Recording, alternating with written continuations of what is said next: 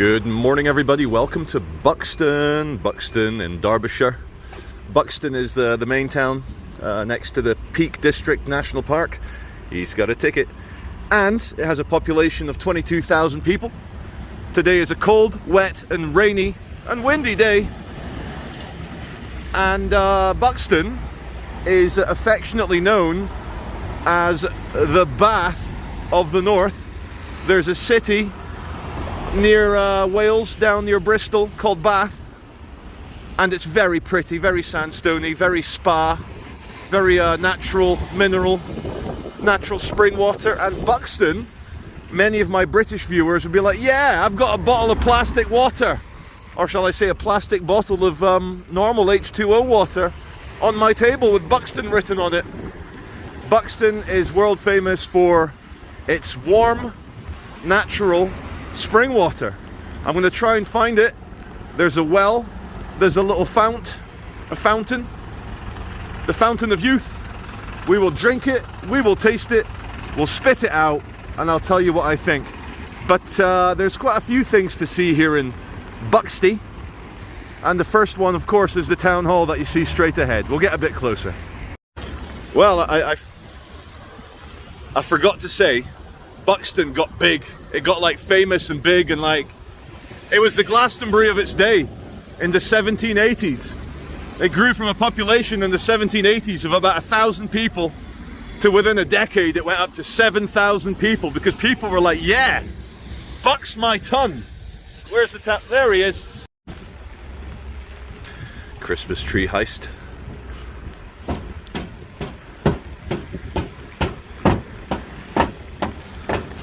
Oh my god, my umbrella almost took off there.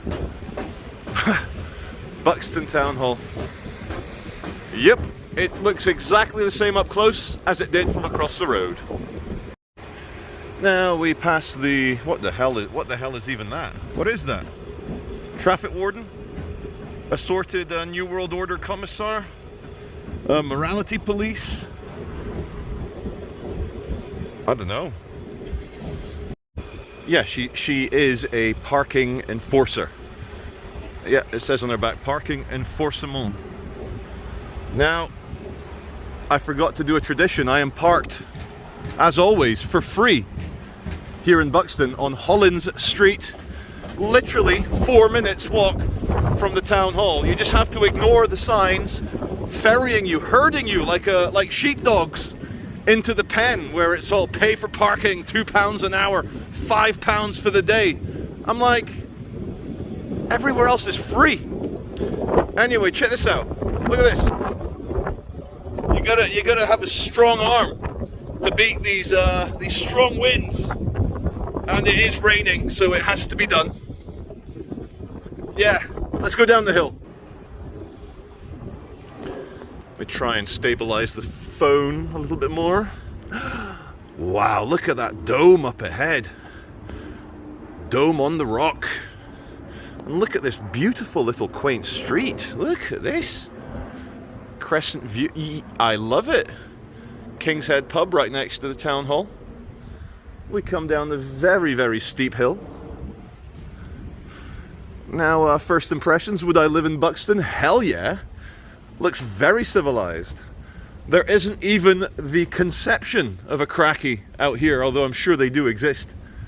Oh la la, we're getting down into the proper nice Regent, Georgian and ultra early Victorian, but more Georgian area here. And they knew how to impress with sandstone in the late 1700s, early 1800s, a kind of skill that we've kind of lost as a British society. We don't seem to do super impressive sandstone buildings anymore. Maybe we ran out.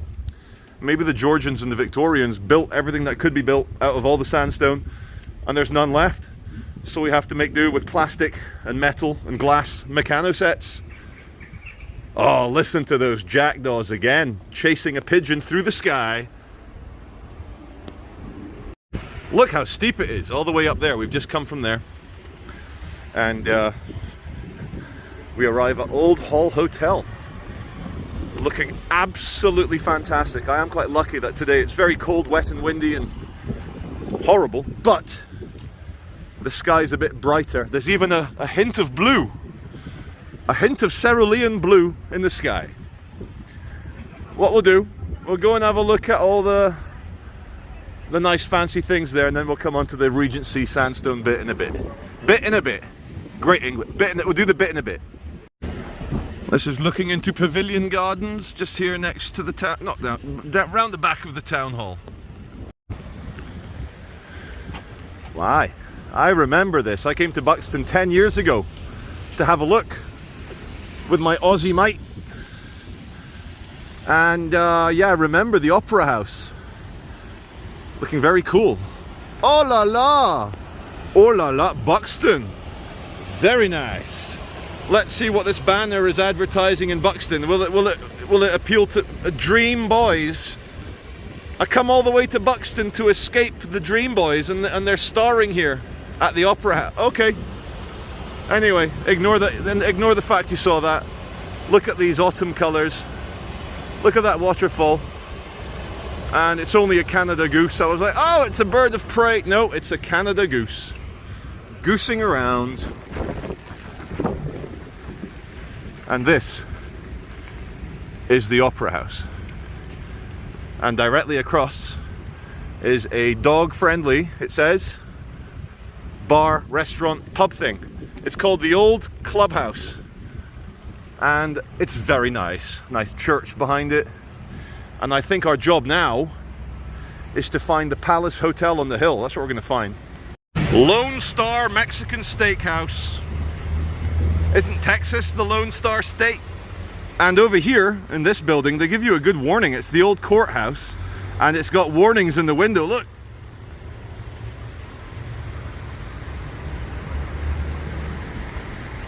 And here we have it, writes Devonshire Hospital, drinking well, AD 1882. And it's gone. I don't think it's that drain there. That'll be rainwater off the roof here on George Street. But it's a first bit of watery goodness evidence. And that big dome there is the Devonshire Spa. We're going to get closer, and then we're going to go look at the Palace Hotel. Very scary looking on the hill overlooking the whole town. But it's the big dome on the rock I'm most interested in. Britain's a funny collection of nations. 1 week, as in up until mid-November, 8th until the 15th, it's like, yeah, it's warm. 15 degrees, maybe a bit rainy, but 15 degrees. Come out with your jumper on, you'll be fine. And then you fast forward 1 week, it goes down to 6 degrees, fast, cold northern winds, and you're in a massive jacket, a woolly hat, and you're struggling to maintain digital composure in your digits because there's no blood in them anymore. So we've walked up the hill. The spa is actually now the University of Derby at Buxton. And they've thrown a vegetable in there just to make sure everything's okay. Devonshire Dome. Devonshire Dome, we'll try and have a quick look inside. Hopefully we won't get shouted at, but it should be okay. Oh yeah, it does look like it will be okay.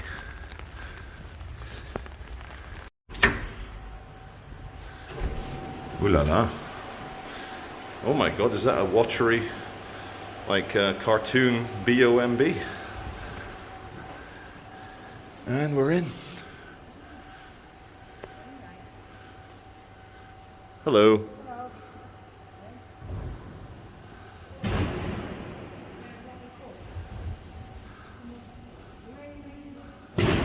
6th Duke of Devonshire, year 1859. Just imagine all the ladies and gentlemen here in the 1800s. 1881.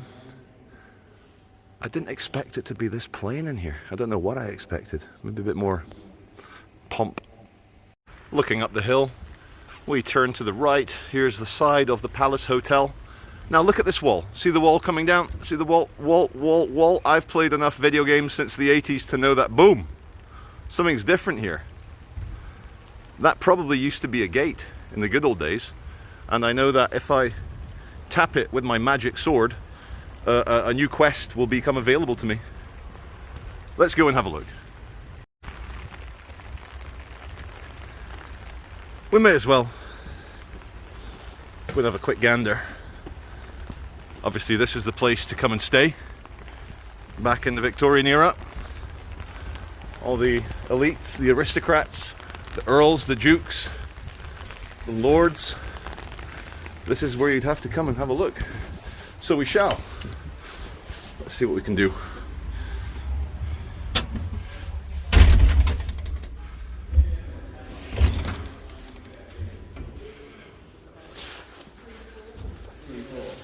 So you get 24 hours from that point. You pay for parking and people so you pay for parking, it's £5 24 hours.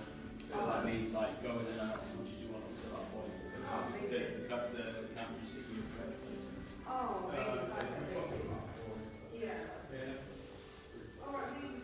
Tell you what I do like. I like the sofa relaxation area. It's nice and warm in here as well. Good to have a beer. A couple of lager shandy with your friends. Yeah, right. Here is the original. Anyway, first of all, there's a Palace Hotel with the dome in the background. This is the original front wall of the Buxton railway station, and this is the fan window. And it says London and North Western Railway. And it was opened in 1863. And this fan window and the wall is all that remains of the original Buxton station. And we got to thank the Deutsches, the Deutsche Bahn, Schenker, for helping out. Thanks, Germans. They also, Germans are just better at manufacturing. We had we still do have an assault rifle that the British Armed Forces use called the SA-80. It didn't really work. It caused problems in Gulf War I with the sand, and it was jamming and very accurate, but it's not a very good rifle. So what did we do? We gave it to Heckler and Koch. And Mr. Heckler and Mr. Koch said, "Das ist nein gut." And they fixed it. And now we've got a kind of a British rifle, but it's really made in Germany. Anyway, that's a bit of randomness for you. We'll come around the front of the station. I'm not going to go in. We'll just have a look at the front. What does a person arriving in Buxton feel when they first come out of the station? Well, there it is. You can see the train line. No, you can't. Train lines go off into the distance. They come out. They've got a cheap little commercial office. And you look out over not much. Over a main busy road. Oh well. Repeat after me. I live in a free country. I know I've said it many times in my videos, but it's more to kind of make a point when an authoritarian's having a go. But, let's say it again. I live in a free country. You are in a designated public place, so the government is able to tell you you're not allowed to have this beverage. And if you don't, you put it away or hand it in when asked by a police officer, you're liable, and you may be even arrested. Look at that. They'll take away your freedom if you refuse to give your body to the man in the fancy dress uniform. I love being free. I am free to do as they tell me. I am free to do as they tell me. Thank you, Gatco.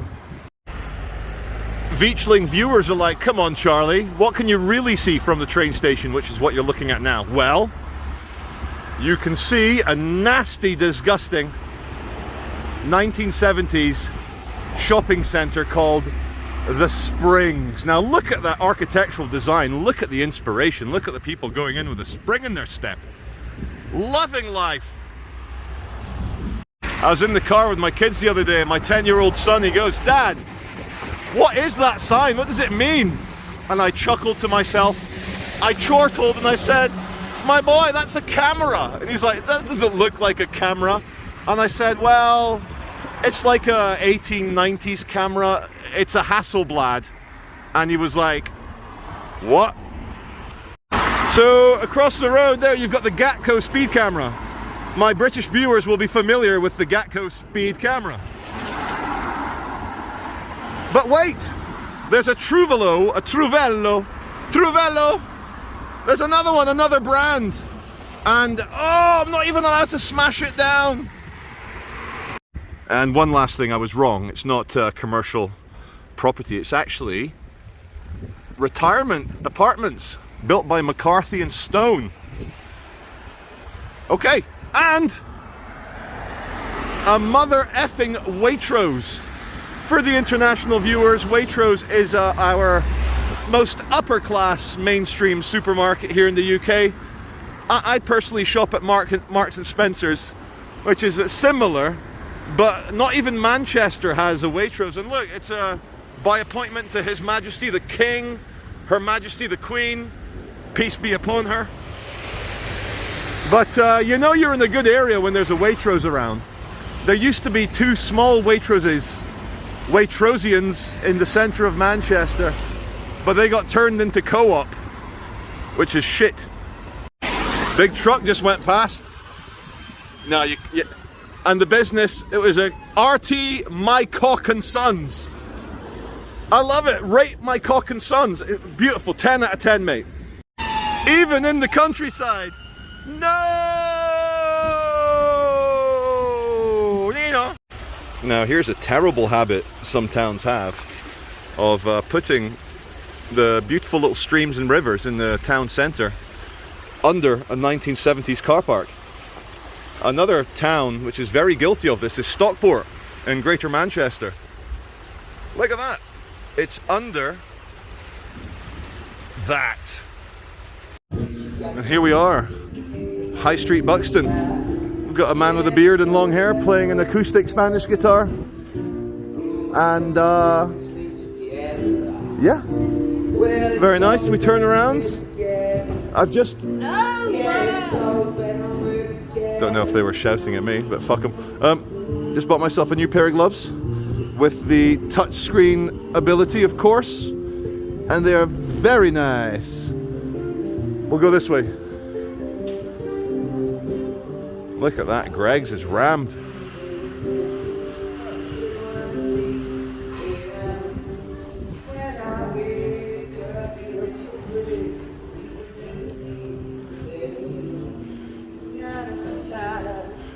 If I can do a bit of commentary on these smaller towns, and it's 22,000 here.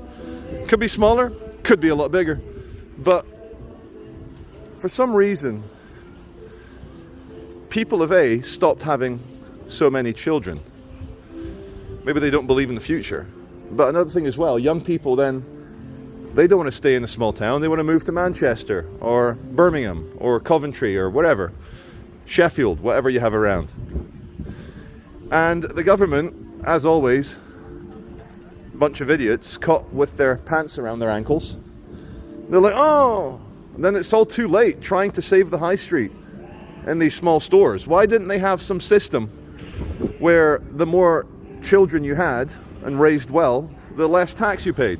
Or why wasn't there a system where they took money off your mortgage if you had more lovely children, you know, to encourage people to keep these towns busy and economic and good. Now, I wish I hadn't been so quick to buy my gloves. I bet they sell good gloves in there.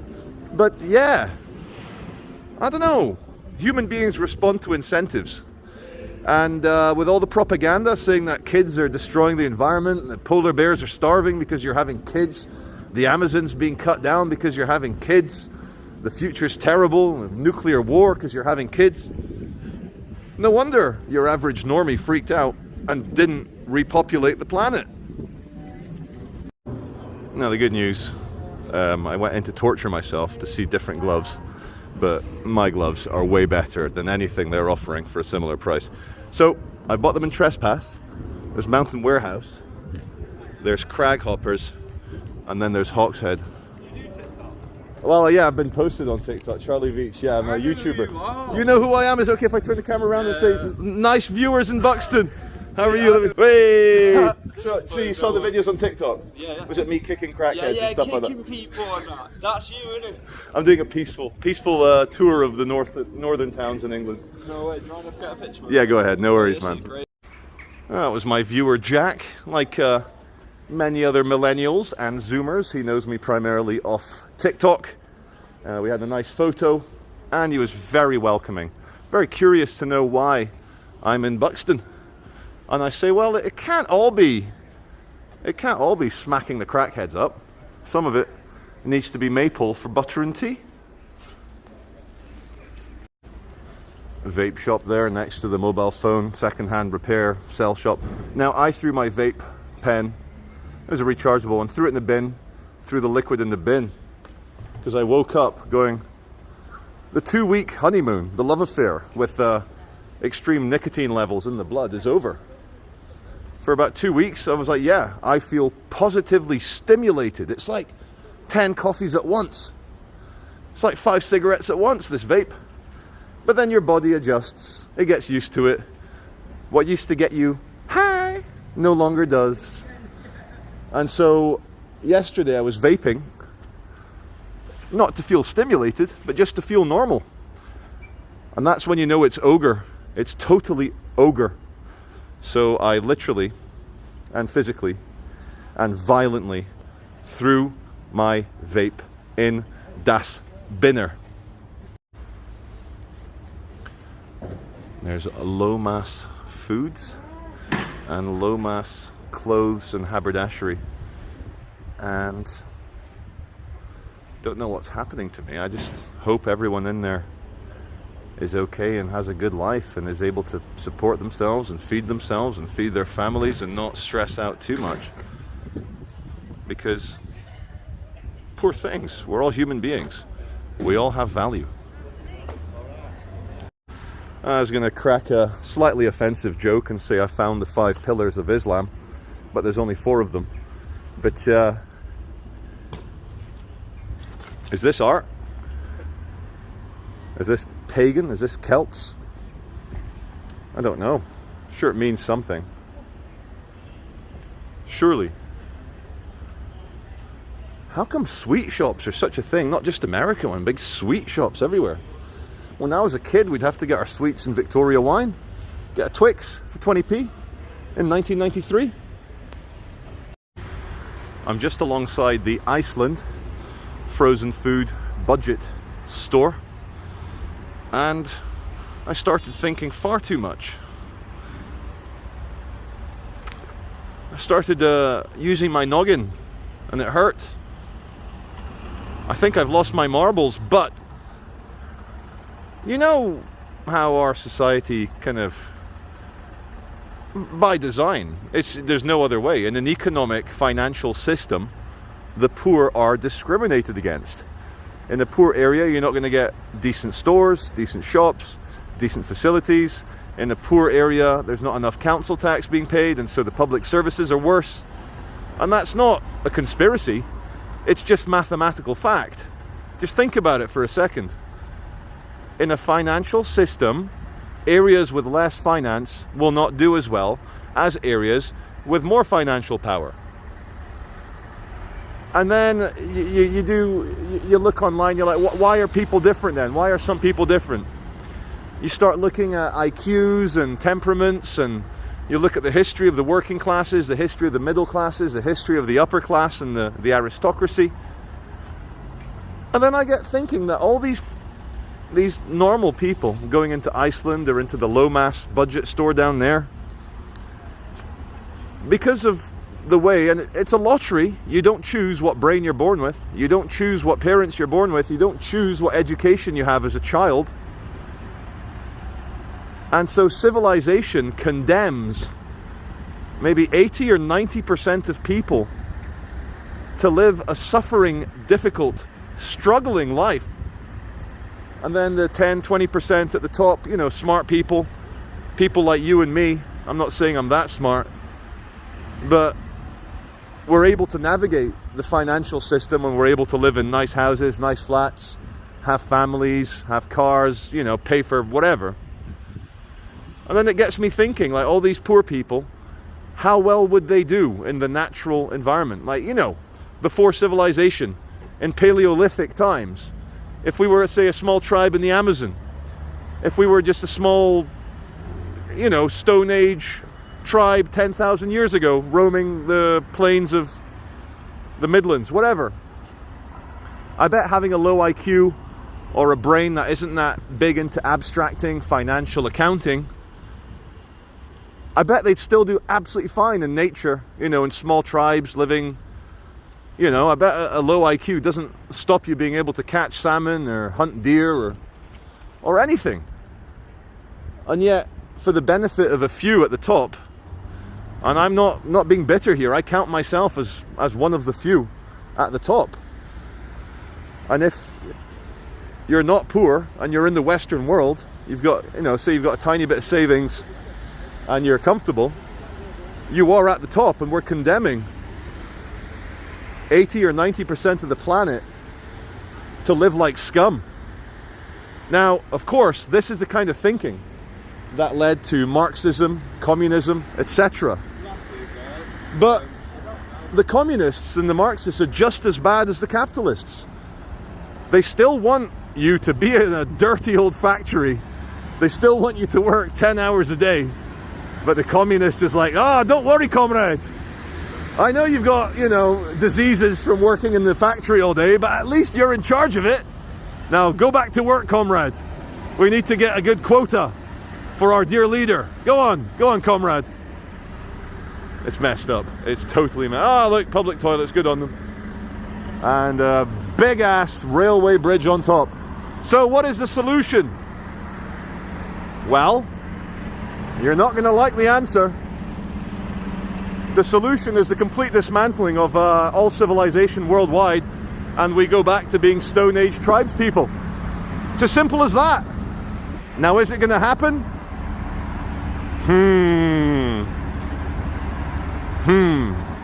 I don't know. We still have a good bit to explore here in the Buxton. And can you now hear the pitter-patter of rain upon the umbrella? It gives it that kind of film noir vibe. In fact, I might film in black and white if it doesn't stop raining. Now we pass the Jehovah's Witnesses. And again, government signs. HM, His Majesty's Government says, revitalising your high with an exclamation mark street. Supporting our high street to thrive. In partnership with the two deer of the High Peak Borough Council. And you know what? It's about 11:15 a.m.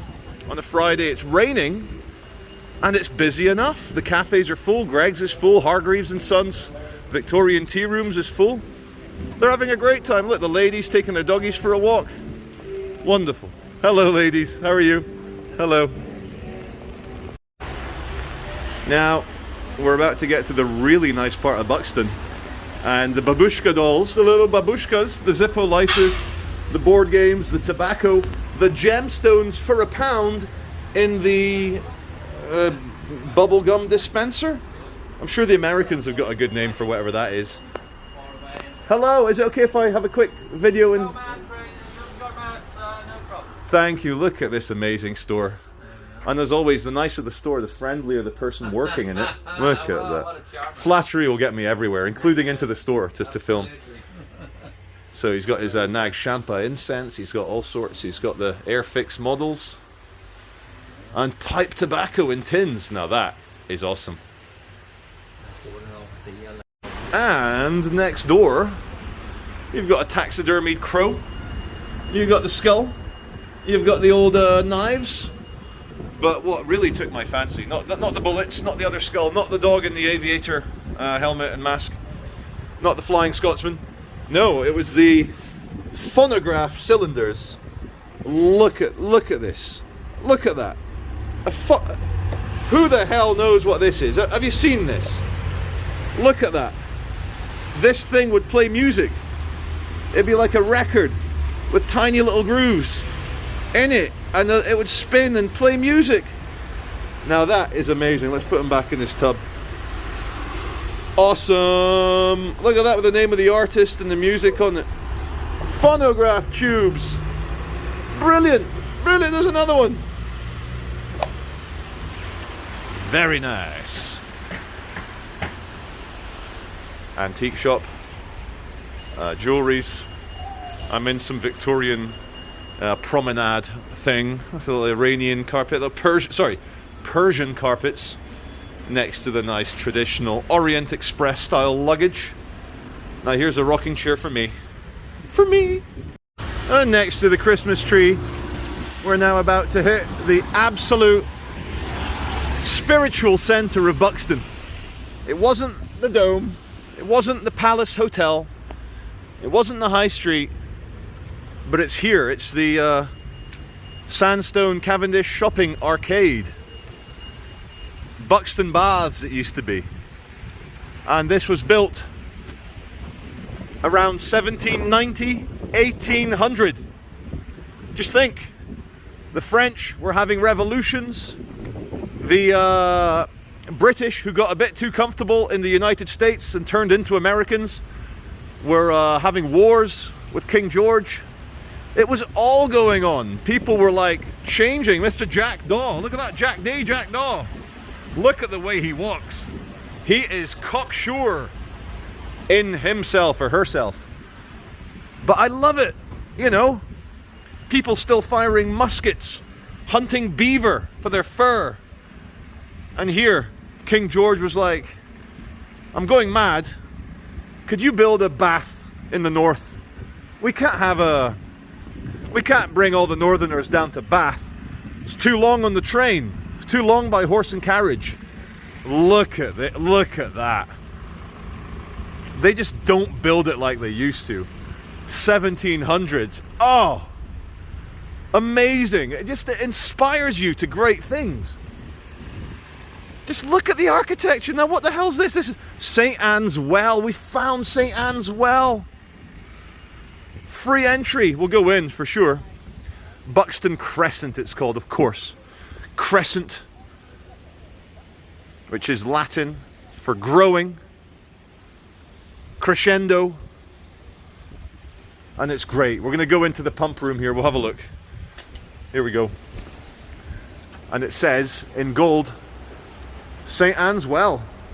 I'll see if it's in here or if it's around the outside, but we'll do it live. We'll do it live.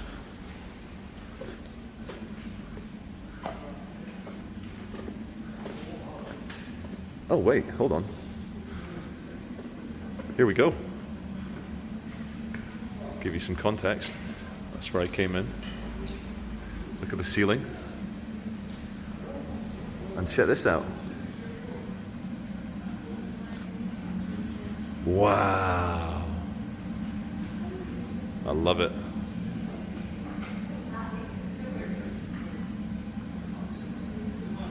You can see it literally springing up from underground. Look.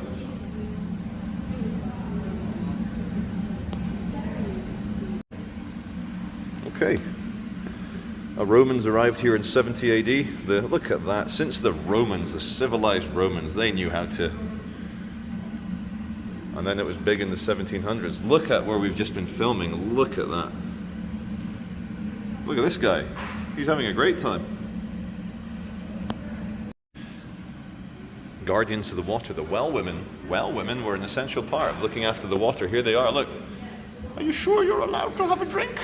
Look at them looking after the water. Look at that. I love it. So, yeah. The magical warm water, Buxton's water, renowned thermal mineral water, 5,000 years ago, and it takes ages. It emerges from the ground at almost 28 degrees, 27.5. My God, that's warm. That's insane.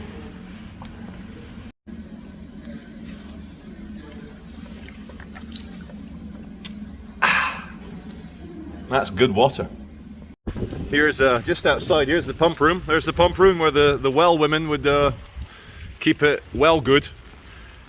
A well of living waters. Look at that. Just imagine the gods that the Romans would have had when the Romans were like thinking that this was a sacred site. Of course it's all Christian now. But yeah, I want to see if this is as warm as... Oh my God, this is even warmer than the other one. You guys have no idea how weird it is to be in a cold winter's day and warm water coming loose from the ground.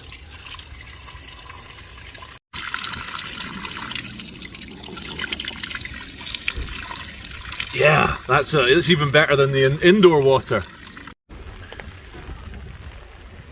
Yep, when you see these things, you know it's a posh area. They love it. The copper oxide sign says natural mineral baths. I'll go for a quick look at the bronze plaque.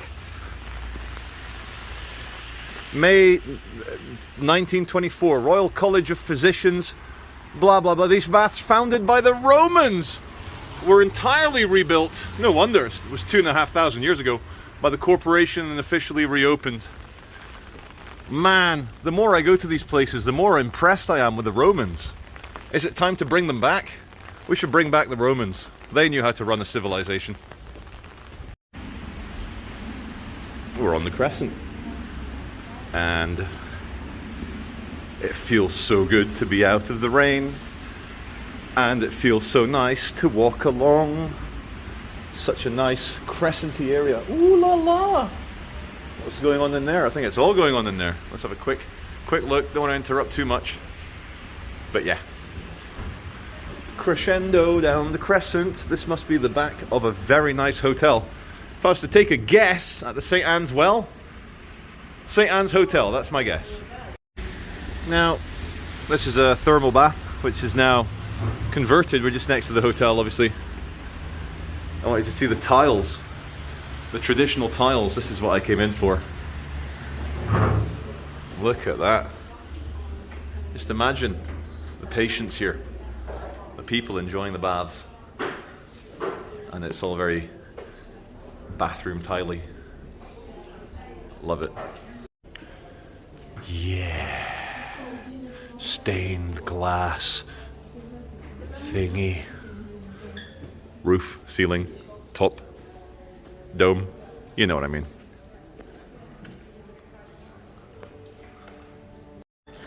Now it's unfortunately being censored, as in not allowed.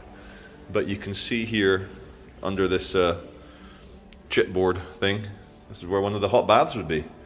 And this winch would be to take in the larger patients in and out of the bath, I assume, or people with health difficulties who maybe have mobility issues. They'd winch them in and winch them out. Amazing. Very cool.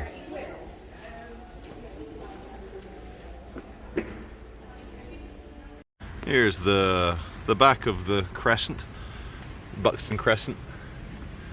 And we come along, I saw, here's the old courthouse first of all.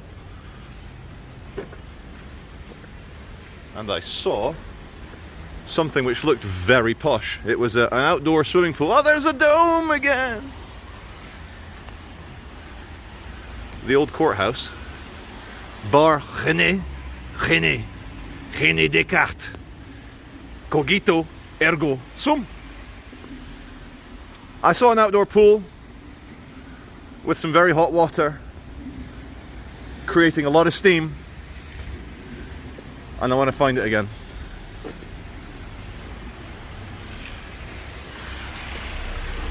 I think it was over here. There it is!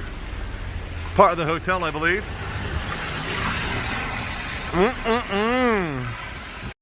10 points for this structure, for this hotel, for actually continuing it in modern sandstone. Look how good it looks. It looks great. They've done a great job, and it just needs to age a little bit like this stuff here to give it that nice rustic look.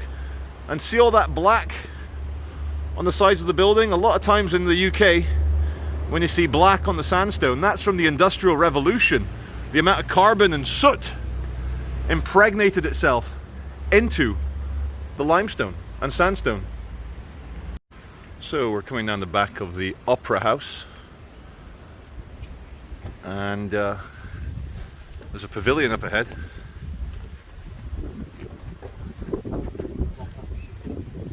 Pavilion Gardens, conservatory entrance. Oh, it looks amazing in there. Thought it looked a bit tropical.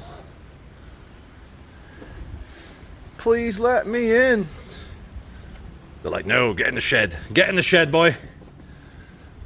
Now, Buxton is very impressive. It's quite busy for a random November in the cold, wet rain, as opposed to the cold, dry rain.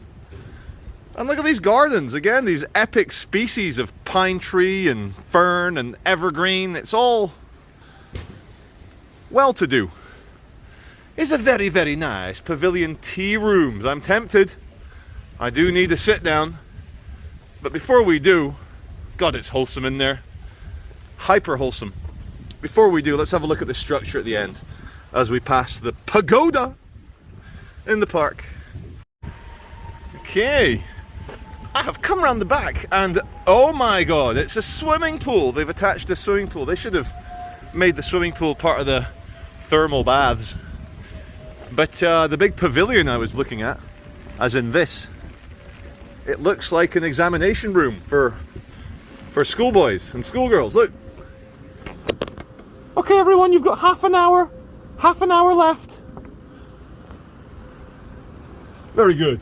And the last thing we're going to look at here is the water feature in the park. Well, my darling ladies and gentlemen, I hope you have enjoyed Buxton as much as I have. It's something a bit different to the decay, to the feelings of worthlessness, to the feelings of powerlessness that drive us towards bitterness and cruelty. Out here in the countryside, there's not that many people.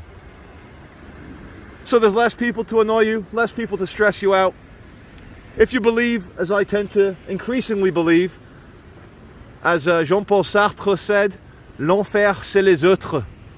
Hell is other people. Well, heaven is being out in a place like Buxton and feeling the good vibes. Thank you very much, everybody. Have a great weekend.